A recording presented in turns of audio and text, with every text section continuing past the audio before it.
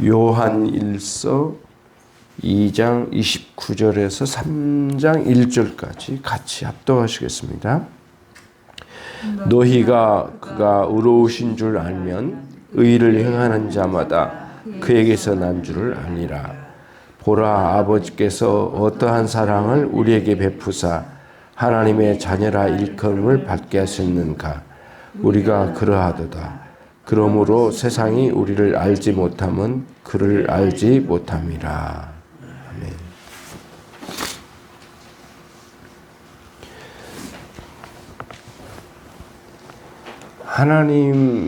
하나님께서 우리에게 구원을 허락해 주셔서 우리를 구원하셔서 이루신 일이 이제 하나님의 자녀 삼으심인데요.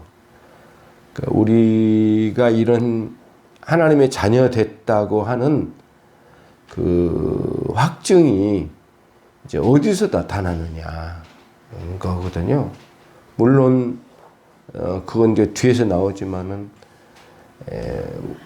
그 의로운 삶이 있지 않느냐 너희들에게는. 그러니까 그러한 새로운 그 의의 삶이 있는데 그것은 하나님의 의로우심으로부터 나오지 않았느냐. 그래서 너희는 하나님의 자녀되었다는 사실을 알게 되지 않았느냐. 그런 논리거든요. 사도는 이 요한일서를 기록하면서 그 목적을 아주 뚜렷이 말했거든요.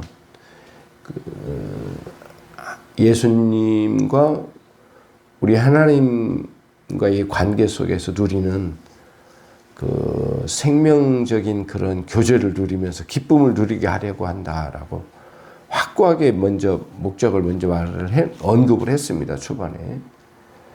그런데 우리를 하나님께서 자녀 삼으시고 그 자녀 삼으실 때 오는 결과로 어떤 변화가 우리에게 있느냐 하면은 첫째는 신분적으로 우리가 하나님의 자녀라고 하는 거죠.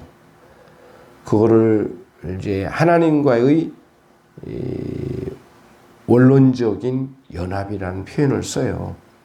원론적으로 하나님과 우리를 연합시켜 주신 거죠. 뗄래야 뗄 수 없는 관계로 묶어 주신 거죠, 우리를. 그래서 그거를 하나님의 자녀된 신분, 하나님의 자녀로 받아들이심, 원론적으로 우리를 그런 관계로 두셨죠. 그래서 원론적 연합이라는 표현을 씁니다. 근데 거기에 그치지 않고 우리를 하나님께서 실제적으로 하나님과의 관계의 연합을 통해서 큰 기쁨을, 이 세상에서 맛볼 수 없는 기쁨을 누리도록 해주셨거든요. 실제적으로 이제는 실제적으로 연합을 누릴 수 있는 단계로 우리를 이끌어 가시는 거죠. 그래서 원론적인 연합의 상황에서 눌러 앉아 있는 것으로 만족할 수 없고요. 우리의 신앙은 실제적으로 하나님과의 관계 속에서 큰 기쁨을 누릴 수 있는 단계로 가야죠. 그게 생명적인 연합 또는 유기적인 연합, 실제적으로 그 생명을 누린다고 해서 실제적인 연합, 이런 신학적인 용어를 쓰는데요. 이제 우리가 그런 기쁨이 있느냐는 거죠. 그래서 그 기쁨을 누리는 신자로 살고 있지 않느냐. 그게 이제 요한 사도가 하나님의 자녀된 증거가 그거지 않느냐라고 하는 반문이에요. 이 그러니까 하나님과의 깊은 사귐의 단계로 들어가면 그 이전에 하나님과 동행한다, 하나님 우리와 함께 하신다, 그런 차원보다는 좀 더 깊은 내용이죠. 왜냐하면 그분과 인격적인 교제를 누림으로써 실제적으로 성령께서 우리 가운데 역동적으로 역사하시는 것을 누리는 단계거든요. 그래서 신앙생활 할 때 기쁨이 없을 수가 없고 기쁨을 잃을 때가 있는데 그 기쁨을 잃은 이유가 무엇인지를 자꾸 알 수 있어야 되거든요. 내가 왜 요즘 하나님과의 관계 속에서 큰 기쁨을 못 누리고 있을까? 왜 나는 밋밋하게 어떤 종교적인 외형을 갖추는데 멈춰 있고 실제적으로 내 영혼은 왜 이렇게 기쁨이 없고 평안과 기쁨으로 충만해야 할 나의 이 영적인 상태가 왜 이럴까라는 문제를 가지고 스스로를 돌아볼 필요가 있거든요. 외형적인 종교적으로 어떤 것을 지켜가고 뭔가를 제대로 준수해 가는 것으로 신앙생활을 하고 있다고 스스로를 자부하거나 그럴 리는 없지만 만약에 그렇다면 엄청나게 병들어 있는 상태거든요. 실제적으로 주님과의 관계 속에서 생명적인 연합으로 누리는 기쁨이 있어야 되거든요. 하나님과의 기쁨. 그러니까 그 기쁨은 이 세상에서 보여주고 있는 어떤 현상적인 것보다는 내 안에서 하나님께서 깊이 나와 함께 하신다고 하는 확신 속에서 누리는 기쁨입니다. 그러니까 때로는 어려운 때도 있고요. 좀 안타까운 상황이 환경적으로나 우리의 삶의 그 상황적으로 올 때가 있잖아요. 근데 그런 것에도 빼앗김 당하지 않는 기쁨이 우리 안에 있습니다. 그 기쁨을 누리고 있느냐는 거죠. 그거를 지금 사도는 묻고 그러한 생명적인 기쁨을 누리고 있지 않느냐. 그러니 하나님의 자녀라는 사실에 확증을 얻을 수 있지 않느냐. 그거를 지금 요한 사도가 이야기하고 있습니다. 내적인 증거를 소유하고 살지 않느냐라고 하는 거죠. 예수님 믿고 난 뒤에 큰 변화가 있다면 이 땅에서 살던 그러니까 예수님을 모르고 살던 때에는 마음과 생활과 모든 영역이 불만투성이에요. 왜 내가 사는지를 몰라요. 삶의 이유를 모르거든요. 그런 상태에 있었단 말이죠. 예수님 만나고 난 뒤에 우리 각자에게 구원의 은총을 허락해 주셔서 하나님이 우리를 어떻게 창조하시고 나를 이 땅에 물론 부모를 통해서 이 땅에 오게 해 주셨는데 그 모든 인류의 역사의 전반도 하나님께서 나를 여기 있게 해 주셨거든요.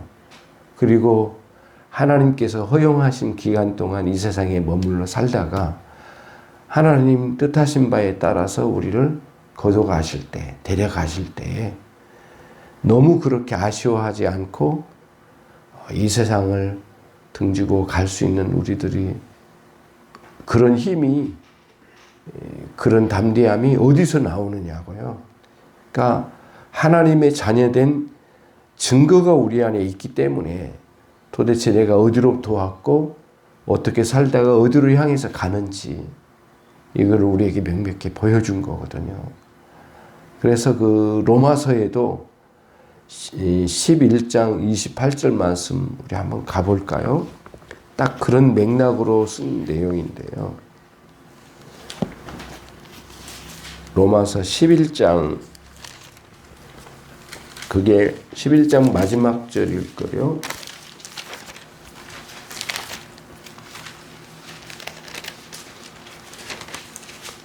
로마서 11장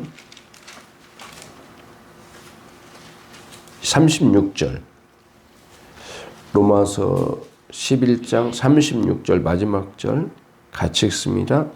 이는 만물이 주에게서 나오고 주로 말미암고 주께로 돌아갑니다. 그에게 영광이 세세에 있을지어다. 예, 만물이 주에로부터 나왔고 그리고 만물이 주로 말미암아 존재하다가 만물이 모두 주께로 돌아가나이다. 우리가 거듭나고 난 뒤에 이거를 알게 되고 단순히 이지적으로만 아는 것이 아니라 참 존재적으로 이거를 인식하고 있고 감사하고 있죠. 그런 거죠. 우리가 어디로부터 왔고 어떻게 존재하다가 어떻게 어디를 향해서 가는지가 명확한 그런 인식을 가지고 있죠. 그래서 세상이 많이 우리를 흔들려고 하는 요소들이 분명히 있지요. 악한 마귀의 세력들은 끊임없이 우리를 흔들어서 넘어뜨리려고 하고 그런 즐거움과 기쁨을 빼앗아 가려고 하는 거죠. 그래서 결과가 마귀가 노리는 것은 우리를 하나님의 자녀된 것 자체를 무효화시키려고 한 데까지는 가지는 못해요. 그건 알거든요. 마귀도 알 거예요. 그런데 우리 안에 기쁨을 빼앗아가는 데까지는 할 수 있다고 생각하는 거예요. 마귀도. 이 마귀의 세력도 말이죠. 어둠의 세력은. 그래서 우리가 이 땅에 살면서 신자로서 살면서 그 기쁨을 잃어버린 채로 살아간다면 너무너무 안타까운 신자의 생활이잖아요. 기쁨을 회복하고 그 은혜 안에 충만한 가운데 살아가는 우리들이 돼야 되겠다라고 하는 말씀을 드리고요.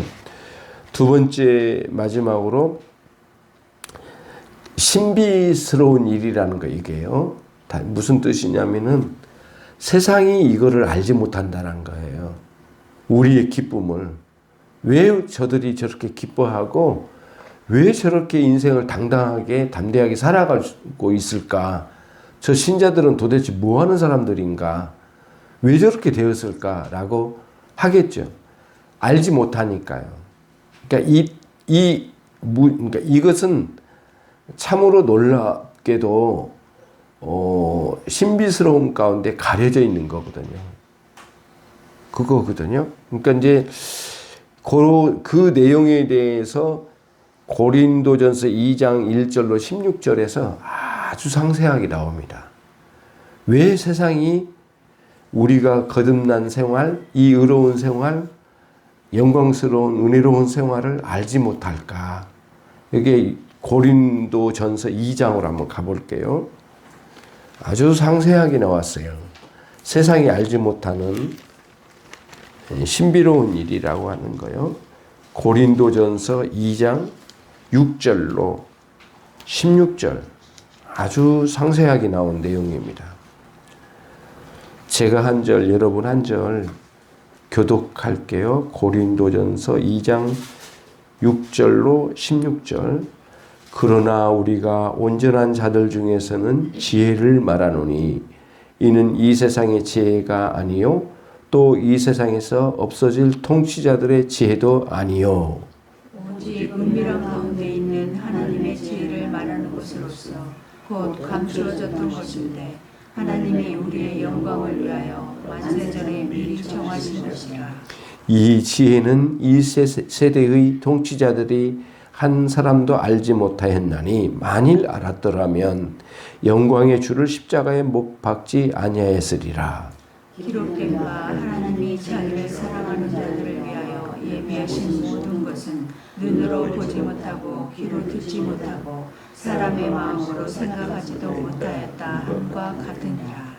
오직 하나님이 성령으로 이것을 우리에게 보이셨으니 성령은 모든 것 곧 하나님이 깊은 것까지도 통달하시느니라. 사람의 일을 사람의 속에 있는 영 외에 누가 알리요?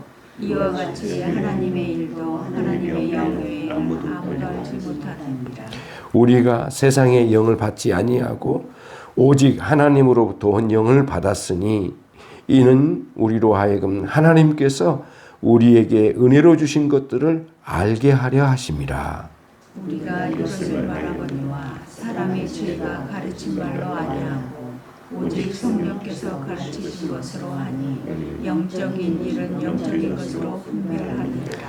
육에 속한 사람은 하나님의 성령의 일들을 밟지 아니하였나니 이는 그것들이 그에게는 어리석게 보임이요 또 그는 그것들을 알 수 없나니 그러한 일은 영적으로 분별되기 때문이라.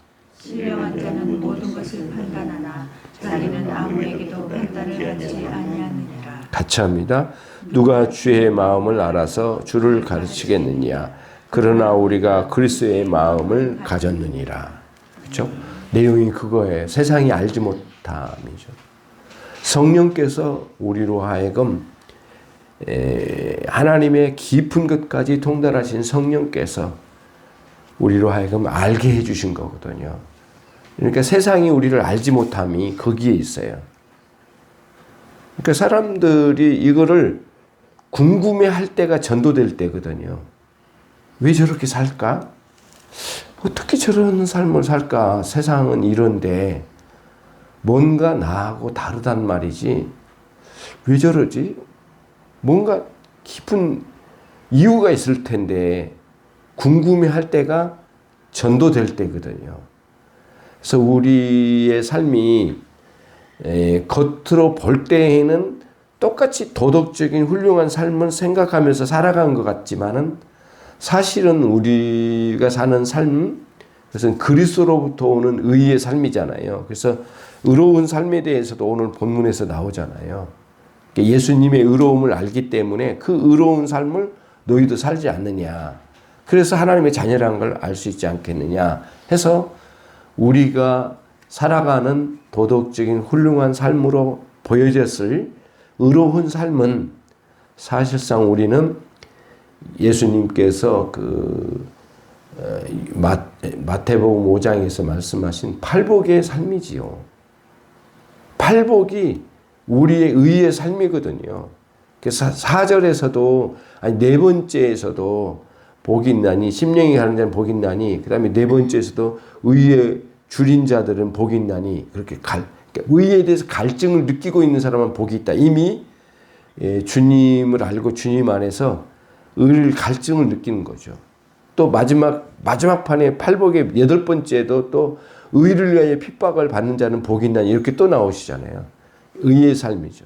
내적으로도 의의 갈증, 갈망, 그리스도의 의에 대한 갈망, 외적으로도 의로운 삶.